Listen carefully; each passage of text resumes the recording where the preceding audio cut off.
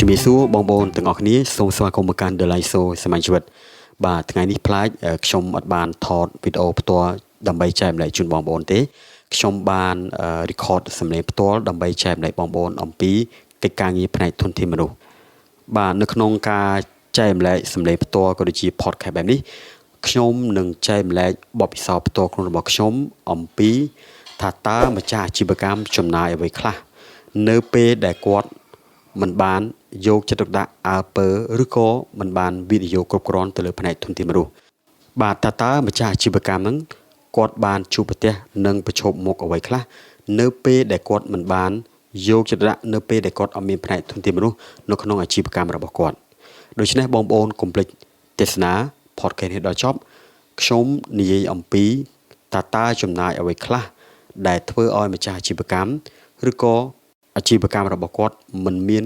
ការទទួលអភិវឌ្ឍត្រឹមត្រូវច្បាស់លាស់នៅពេលដែលពួកគាត់អត់មានផ្នែកធនធានមនុស្សបាទតាមរយៈបទពិសោធន៍ផ្ទាល់ខ្លួនរបស់ខ្ញុំបានយល់ឃើញថាម្ចាស់អាជីវកម្មមួយចំនួនហ្នឹងបានយល់ឃើញថាផ្នែកធនធានមនុស្សគឺជាផ្នែកមួយដែលគ្រាន់តែជាការងារគ្រប់គ្រងប្រាក់បៀវត្សអត្ថប្រយោជន៍ក៏ដូចជាការជ្រើសបុគ្គលិកនិងកិច្ចការងាររដ្ឋបាលតែប៉ុណ្ណោះការមិនអើពើឬក៏មិនបានវិនិយោគទៅលើផ្នែកធនធានមនុស្សខ្ញុំជឿថាម្ចាស់អាជីវកម្មប្រកាសជាជួបប្រទះនៅការចំណាយច្រើនដល់សន្ធឹកសន្ធាប់និងផលប៉ះពាល់ជាយូរអង្វែងដែលជារឿយៗនឹងប៉ះពាល់ដល់សុខភាពហិរញ្ញវត្ថុរបស់គាត់ផលិតភាពការងាររបស់បុគ្គលិកស្ថានភាពផ្លូវច្បាប់និងកិត្តិយសនិងកិត្តិឈ្មោះរបស់ក្រុមហ៊ុនរបស់គាត់ការចំណាយទាំងនេះនឹងអាចទៅជាការចំណាយផ្ទាល់និងដោយប្រយោលហើយជារឿយៗវាកើតឡើងទៅតាមពេលវេលាដូច្នេះនៅក្នុងវីដេអូនេះខ្ញុំនឹងចែកម្លែកអំពីថាតើចំណាយអ្វីខ្លះដែលម្ចាស់អាជីវកម្មមិនបានយកចិត្តទុកដាក់មិនបានផ្ដល់តម្លៃមិនបានអើពើជាមួយផ្នែកធនធានមនុស្សដូចជាការចំណាយផ្ទាល់ដោយមិនផ្ទាល់ចំណាយទី1នៃការចំណាយដោយមិនមានផ្នែកធនធានមនុស្សគឺពាក់ព័ន្ធជាមួយនឹងការចំណាយផ្នែកហិរញ្ញវត្ថុឧទាហរណ៍ពាក់ព័ន្ធជាមួយនឹងអត្រាការផ្លាស់ប្ដូរបុគ្គលិកនិងការចំណាយច្រើនទៅលើការជ្រើសបុគ្គលិកឧទាហរណ៍នៅពេលដែលម្ចាស់អាជីវកម្មហ្នឹងអត់មានផ្នែកធនធានមនុស្សខ្ញុំជឿថាពាក់ព័ន្ធជាមួយ high turnover ប្រកាសជាការឡើងខ្ពស់ដោយសារទី1នៅពេលដែលមានអត្រាផ្លាស់ប្ដូរបុគ្គលិកខ្ពស់ការចំណាយជ្រើសបុគ្គលិកប្រកាសជាការឡើងដែរពាក់ព័ន្ធជាមួយការចំណាយហ្នឹងគឺនៅពេលដែលគាត់ត្រូវបានចំណាយពាក់ព័ន្ធជាមួយនឹងតំណែង job vacancy មួយចំនួនគាត់ចំណាយទៅលើពាក់ព័ន្ធជាមួយនឹងការបណ្ដុះបណ្ដាលបុគ្គលិកថ្មីចូលដំបូងហើយការចំណាយបុគ្គលិកនៅពេលដែលបុគ្គលិកម្នាក់ឈប់ហ្នឹងហើយយើងជ្រើសបុគ្គលិកថ្មីវិញហ្នឹងខ្ញុំជឿថាការចំណាយប្រកាសជាអាចកើនទៅជា 40% ឬក៏អាចទៅដល់ 2% នៃប្រាក់ប្រចាំឆ្នាំរបស់បុគ្គលិកវាទៅតាមទូនាទីទៅតាមប្រាក់ខែរ៉ែងនីមួយៗតែប៉ុណ្ណោះហើយចំណាយមួយទៀតពាក់ព័ន្ធជាមួយការប្រយោលវិញនៅពេលដែលយើងបាត់បង់បុគ្គលិកនៅពេលដែលមាន high turnover ខ្ពស់ខ្ញុំជឿថានៅពេលដែលតំណែងនោះទំនេរបុគ្គលិកដែលកំពុងតែធ្វើការស្រាប់ខ្ញុំជឿថាប្រកាសគាត់ជាចំណាយពេលវេលាជាច្រើននៃការជ្រើសបុគ្គលិកទម្រាំបានបុគ្គលិកមួយយ៉ាងយូរខ្ញុំជឿថាប្រហែលជាមួយខែឬក៏2ខែទៅតាម level នីមួយៗបាទនៅពេលដែលបុគ្គលិកម្នាក់ចាក់ចេញទៅនៅក្នុងអំឡុងពេលការប្រកាសជ្រើសបុគ្គលិកហ្នឹងពេលនេះខ្ញុំជឿថាបុគ្គលិកប្រកាសជាអ្នកដែលកំពុងធ្វើការហ្នឹងប្រកាសជាចំណាយពេលវេលាក៏ដូចជាមានការទទួលខុសត្រូវទៅលើបុគ្គលិកដែលទំចេញហ្នឹងមានការចំណាយទៅលើពាក់ព័ន្ធជាមួយនឹង OT ឬក៏ចំណាយផ្សេងៗទៀតដែលកើតមានឡើងសម្រាប់បុគ្គលិកដែលមានស្រាប់ដើម្បីបំពេញកិច្ចការងារនោះជំនួសឲ្យបុគ្គលិកដែលបានឈប់ទៅបាទចំណុចសំខាន់មួយទៀតនៅពេលដែលម្ចាស់អាជីវកម្មមិនមានផ្នែកធនធានមនុស្សមិនមានការយកចិត្តទុកដាក់ជាមួយផ្នែកធនធានមនុស្សខ្ញុំជឿថាម្ចាស់អាជីវកម្មប្រកាសជាប្រឈមមុខការកាត់បន្ថយផលិតភាពនិងប្រសិទ្ធភាពការងាររបស់បុគ្គលិកនៅក្នុងការកាត់បន្ថយផលិតភាពនិងប្រសិទ្ធភាពការងាររបស់បុគ្គលិកខ្ញុំចង់ចែកម្លែកអំពី3ចំណុចសំខាន់ចំណុចសំខាន់ទី1គឺបុគ្គលិកមិនយកចិត្តទុកដាក់ជាមួយការងារមានន័យថាម៉េចបងប្អូនមានន័យថានៅពេលដែលបុគ្គលិកមានអារម្មណ៍ថាគ្មានតម្លៃគ្មានការគ្រប់គ្រងមិនមានការ support ហើយមិនមានទទួលបានពាក់ព័ន្ធជាមួយនឹងគោលការណ៍ច្បាស់លាស់របស់ក្រុមហ៊ុនមិនមាន HR policy ច្បាស់លាស់ខ្ញុំជឿថាការចូលរួមរបស់បុគ្គលិកប្រកាសជាធ្លាក់ចុះ មាន engagement employee engagement របស់គាត់ហ្នឹងប្រកបជា low performance នៅពេលដែលមានការ low engagement នៅពេលដែលបុគ្គលិកមិនមានការចូលរួមខ្ញុំជឿថាផលិតភាពការងារក៏ដូចជាលទ្ធផលការងាររបស់គាត់ប្រកបជាមិនទទួលបានល្អទេបុគ្គលិកដែលមិនយកចិត្តទុកដាក់ទាំងនោះបណ្ដាលឲ្យម្ចាស់អាជីវកម្មបាត់បង់ប្រាក់ចំណូលយ៉ាងច្រើនដោយសារជាមួយប្រាក់ខែរបស់ពួកគាត់បានចំណាយច្រើននៅក្នុងអាជីវកម្មរបស់គាត់ផងដែរហើយចំណុចមួយទៀតនៅក្នុងការកាត់បន្ថយផលិតភាពនិងប្រសិទ្ធភាពការងារផងដែរពាក់ព័ន្ធជាមួយដំណើរការมันមានប្រសិទ្ធភាពពាក់ព័ន្ធមួយ performance management របស់គាត់មានប្រសិទ្ធភាពប្រសិទ្ធយើអត់មាន flow work ច្បាស់លាស់បើសិនបើគ្មានការគ្រប់គ្រងផ្នែកធនធានមនុស្សត្រឹមត្រូវទេដំណើរការក៏ដូចជាការរៀបចំបុគ្គលិកថ្មីការវិតម្លៃប្រសិទ្ធភាពការងាររបស់បុគ្គលិកក៏ដូចជាការទំនាក់ទំនងមិនមានប្រសិទ្ធភាពដែរធ្វើឲ្យម្ចាស់អាជីវកម្មហ្នឹងខាត់បង់ពេលវេលានិងធនធានដ៏សំខាន់របស់គាត់ហើយចំណុចសំខាន់ចុងក្រោយមួយទៀតនៅក្នុងការកាត់បន្ថយផលិតភាពនិងប្រសិទ្ធភាពការងារហ្នឹងគឺពាក់ព័ន្ធជាមួយការខ្វះខាតបណ្ដុះបណ្ដាលនិងអភិវឌ្ឍរបស់បុគ្គលិកខ្ញុំជឿថាម្ចាស់អាជីវកម្មអាចដំណើរការបានធម្មតានៅពេលដែលអត់មានធនធានមនុស្សបាទប៉ុន្តែការអភិវឌ្ឍនេះចម្រើនដូចជា training assessment ឬក៏កម្មវិធីអភិវឌ្ឍបណ្ដុះបណ្ដាលមួយចំនួនខ្ញុំជឿថាมันមានគោលការណ៍ច្បាស់លាស់នៅពេលដែលម្ចាស់អាជីវកម្មមិនបានផ្ដល់ការយកចិត្តទុកដាក់ការបណ្ដុះបណ្ដាលអភិវឌ្ឍចំណេះដឹងជំនាញរបស់បុគ្គលិកខ្ញុំជឿថាបុគ្គលិកទាំងអស់នោះ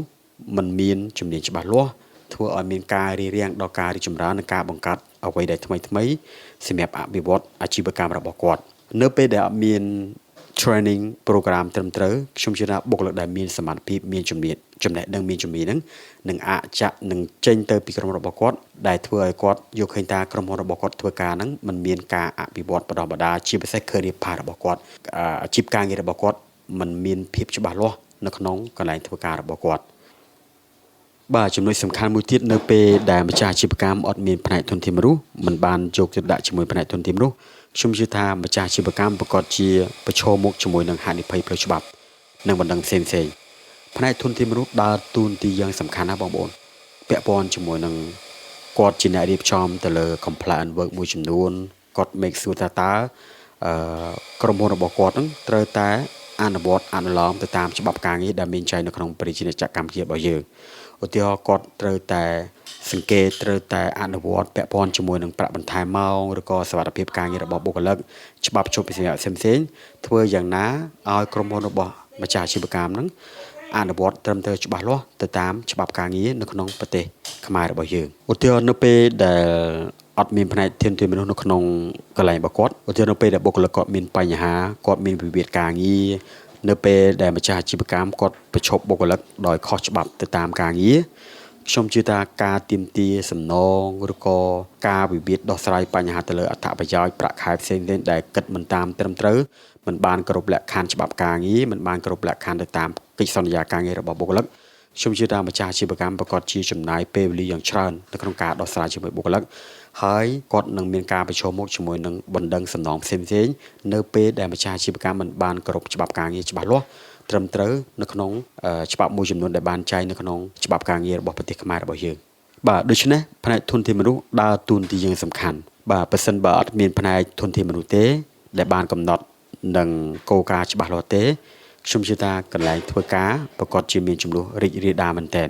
ដែលធ្វើឲ្យមានបណ្ដឹងកាត់ឡើងពេលនោះខ្ញុំជឿថាការចំណាយផ្សេងៗរបស់ម្ចាស់អាជីវកម្មហ្នឹងប្រកាសជាចំណាយច្រើនមែនទែន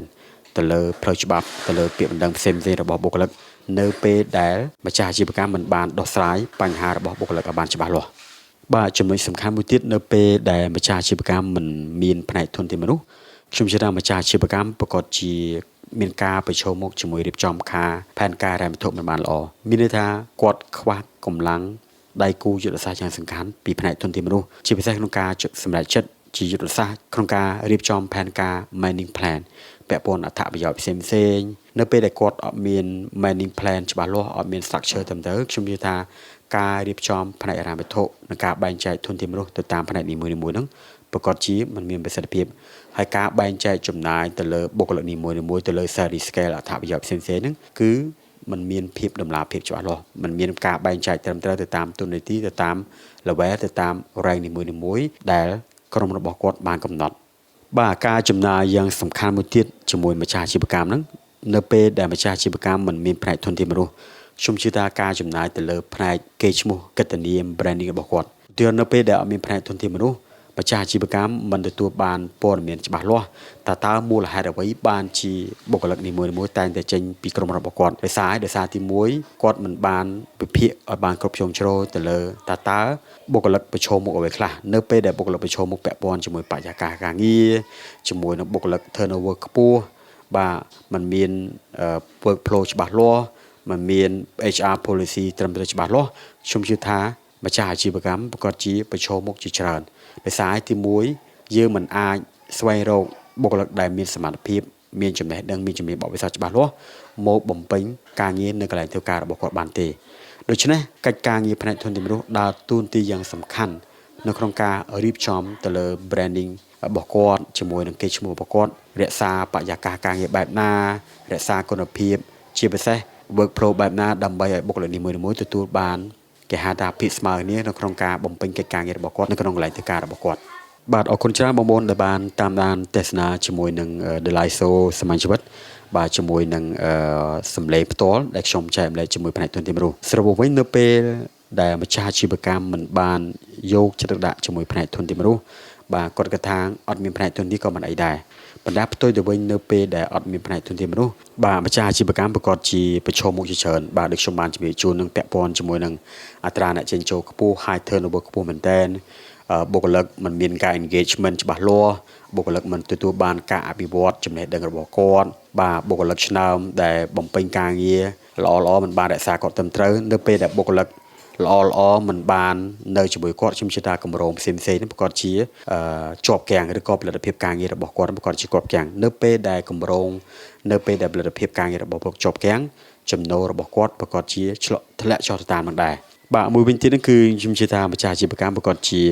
មានការចំណាយលុយជាច្រើនបាទពាក់ព័ន្ធជាមួយការជ្រើសបុគ្គលិកការបណ្ដុះបណ្ដាលឡើងវិញធ្វើឲ្យ